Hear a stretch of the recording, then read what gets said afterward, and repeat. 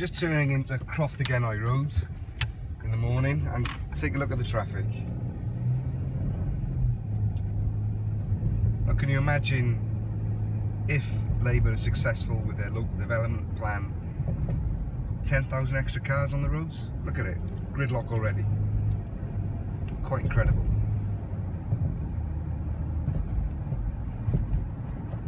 Vote Plaid Cymru on May the 5th to stop the local development plan. Otherwise, we're just not going to be able to move. It's Plaid Cymru's national policy to change local development plans. This is what we want to do.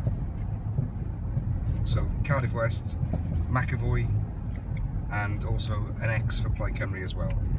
And throw in the police commissioner's vote also for Plaid. Look at this, look at it. Now, this is right now, this is status quo before all the housing developments. Look at it. Incredible.